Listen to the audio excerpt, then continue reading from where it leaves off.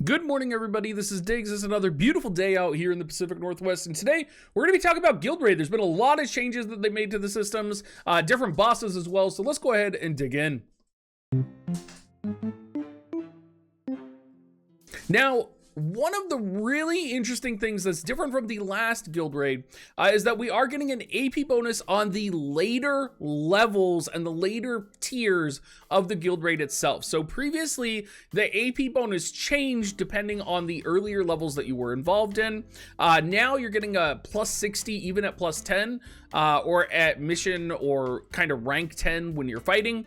So the first thing to consider is you're getting a lot more AP when you're going into these fights. So you're gonna need to weigh that when you are putting together your compositions. Now, there is, of course, Chimera, Two-Headed Dragon, Siren, Typhon, and Shiva. Right off the bat, the hardest ones so far that I've seen are definitely going to be Typhon and Shiva. I also would say that Chimera is a little bit difficult. The reason that these guys are difficult, it has nothing to do with them actually being like difficult targets, but everything to do with boss movement. You know, every time that I've done these fights, and I've done them both, you know, probably about 3 or 4 times now, every time I've done these fights, you know, I'm constantly shifting and trying to adjust my strategy and find a way to lure the boss towards me and not make the boss run away from me. Shiva is difficult just because she's in a really weird spot. But in the case of Chimera and Typhon, they're kind of like, Chimera is at the far end of the map and he can run backwards away from your group, which is bad. And Typhon is in a corner of the map and then he can run sideways, not towards your units. And that can also put him at range as well. So kind of the first thing that I look at when I've been building compositions for Typhon, Shiva, and potentially even Chimera is how much movement they have, and for Shiva in particular, how much jump a unit has actually been a really big factor in positioning, because Shiva's map does have really high highs and lows, and is one of those situations where, you know, you want to make sure you have your jump units in the right position. Now, it's important as well to initial place your units, and on Shiva's map in particular, again, we're talking a lot about Shiva because I think she is the most difficult enemy to fight. She's also probably the most difficult enemy to bring a bonus element against, right? You know, most of the time running Dark Slash or running, you know, potentially even Earth Slash may do more than actually Fire Slash against her, just because of the lack of a relevant, powerful Fire Slash PvE composition. But there is you want to make sure when you're doing initial placement on Shiva, I actually missed this the first time that I was running it. There is an initial placement down in the gully that is really close to her, and I missed that because I didn't rotate the map. So make sure you rotate the map, because there is an initial position that's really close to her that I didn't know about. You may also want to consider movement up TMRs, just because the range is so far for Shiva. If you're running, like, for example, a Dark Slash composition with Shiva, or you're running Dark Slash with like Typhon, which most people are probably going to be running Dark Slash, you're going to want to make sure that your furthest unit has the movement generation TMR, so that they are going to be able to get in range. That, or they have a really powerful ranged attack. There were multiple times where my units were 1 hitbox away, 1 space away from being able to do a triple slash, or in Ruin Stern's case, being able to do a double attack, right? And that consistently lowered my damage, I would say, you know, every time that I've done it. Now, the compositions that I've been bringing have kind of varied a little bit, and we're going to talk about some strategies regarding those. You can see the last round that I did here was about 550,000 damage against Typhon, and that was my first time doing Typhon with an Ice Slash comp. I haven't been practicing necessarily. I've just kind of been going in with my compositions. And I would say, you know, if you're hitting anything above 500k, you're probably killing it. Like, you're doing great. Like, that contribution for your guild is amazing. You know, you're gonna be fine just pulling it off right there. But let's go into a trial match here and I'll show you the different setups that I'm bringing right now.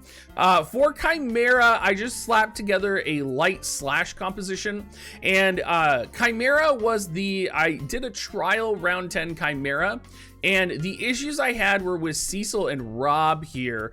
Because of the positioning, Cecil and Rob were actually not able to catch up to the Chimera, which was really frustrating for me because the Chimera kept moving backwards. So if you are, again, doing Chimera, you know, put a movement TMR on Cecil, put a movement TMR on Rob, make sure you have initial placement up, and make sure you have any type of movement up. If you of course don't have these units, you could put in like Mario would be a really good choice here. You could put in any other light slash unit. There's a lot of people who look at these fights and they prioritize them based off of, you know, which of them is vulnerable to slow, which of them is vulnerable to steal time, right? And honestly, kind of in my experience doing this, you can steal time, but I genuinely think it's better for you and it's better for your score to take out a steal time unit and to put in a damage based unit. So hit cap damage not from steal timing, but hit cap damage from lowering the resistances of your opponent, right?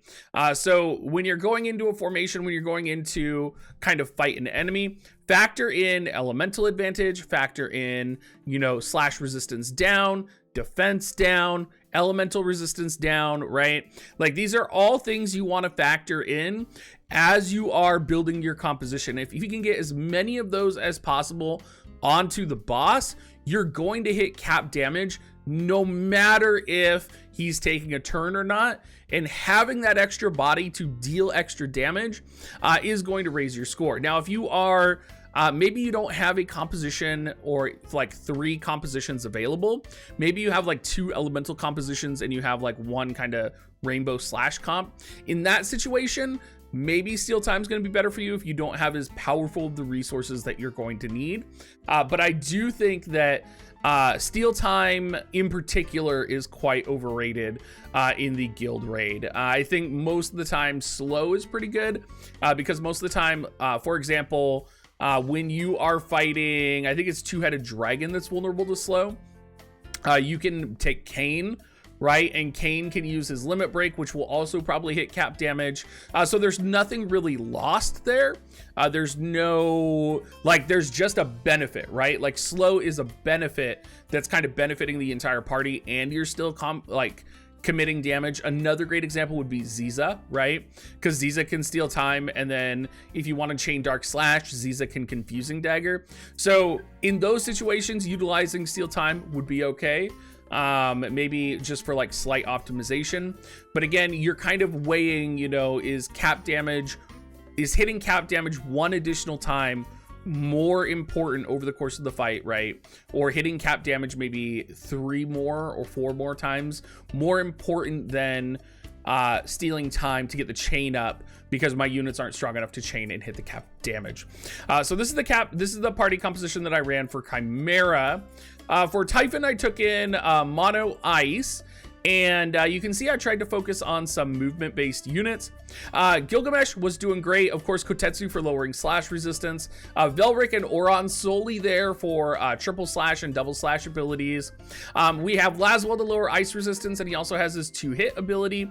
And then we also, Rafale for the first time, making an appearance in my mono ice composition to lower defense. Of course, if you don't have Rafale, or maybe you don't have Oron, you could put Nasha in as a great substitute or alternative here. You'll also notice I'm using the 2-headed dragon VC a lot because I do want to maximize damage as much as possible, and I'm getting most of the benefit. I'm also using the triple trick VC on Gilgamesh, of course, for triple trick, and you're going to see that on a variety of units. The Siren raid is another weird one in terms of positioning, and I found that in the Siren raid, you know, you can just chain lightning is how I think about it. You go for lightning and you go for crit, so you're gonna pop Cloud's Limit Burst Ascension so that you can get more crits, so that you hit cap damage more reliably, right? You're gonna pop Lightning Resistance down. You're also gonna pop Ibarra's Limit Break, right? Because Ibarra's Limit Break is going to kind of debuff the opponent.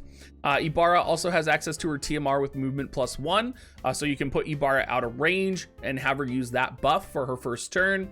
9S is kind of, I would say 9S is replaceable. He does lower defense and agility, which is really good. But then most of the time I'm just having him spam his double pierce attack. You could have him sub Nightblade for Drain Rush, but then you lose access to the defense lowering capability that he has. And like I said, I think it's more important to have those status debuffs on the opponent as opposed to being able to, you know, potentially reliably elemental slash and chain, which you may be able to do, but then I would have to take Ibarra out, and lightning itself is particularly difficult. I mean, I could put Sid in, I could put O in. I tried with Frederica for a little bit. I tried double shot with Frederica, and you know, chaining lightning with Frederica, I was able to get cap damage with her a couple times, but it just was not worth it fully. So lightning slash is a little bit, you know, I'm still working on it. Charlotte of course can lower lightning resistance, but Charlotte's actually being run sub monk for pummel. And then of course we have shoots out for triple trick, which is actually a huge source of damage. So don't underestimate bringing shoots out EX in your lightning composition, because he is absolutely 100% capable. And one other thing to consider about while you're going through here is what units have what espers as well. Because if you can evoke an Esper and maintain your chain and also lower the opponent's resistance, that's a really easy way to hit cap damage, particularly if you have like 6 turns left in the fight and the opponent's going to take a turn no matter what. It's going to be a really good way to kind of boost that final tier damage. My dark composition that I took here, you'll notice no steal time. This is completely focused on dealing damage. So you have Shadow Links to lower single hit unit resistance. You have Stern to lower defense. You have Ruin Stern to lower, Stern lowers slash resistance. Ruin Stern lowers defense. Dwayne lowers dark resistance. Dwayne can also lower defense as well if you want him to do that. Kane can slow, and then Kane can also chain with launch. After that is kind of how I've been running this party. And then you transition to Ruin Stern using triple trick. You use Ziza or Shadow Links using Dream Within a Dream.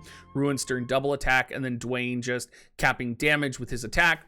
If there's a unit that would be replaceable here, you could quite easily replace Shadow Links with Venera potentially, or Ziza for steal time. Very quick and very easy to do. But I like Shadow Links for the triple trick, and I like that she's able to lower single hit unit attack resistance. So attacks like her triple hit ability, or like Stern's triple trick, or like Ruin Stern's double attack, right? All these single hit abilities, they're multi-hit abilities, but they're single hit abilities, right? They're going to be able to hit cap damage faster, so you don't necessarily have to worry about stealing time. This is a great example of where you could deal more damage kind of debilitating your opponent first and then dealing damage, as opposed to actually running this. And if any of you guys want to see these compositions in action, I did do them. I did run a couple of them at the beginning of stream yesterday, just experimenting, and I did run them at the end of stream as well, and I'll be doing them on stream throughout the week as well. Earth, I tried to do a steal time composition against Shiva, and it worked, but again, Shiva's map is so janky that I was really struggling to kind of pull it off appropriately. I actually did more to Shiva with Dark Slash than I actually did with Earth when I ran Shiva Dark Slash the second time. So keep that in mind when you are running through the guild raid, and don't forget to set those movement based TMRs with the additional AP up that you're going to be given, because you are not going to need to cap out your AP every single time. Anyway, let me know what you guys are doing down in the description down below. That's kind of what I put together, and I hope you guys all have a great rest of your day. Catch you guys later.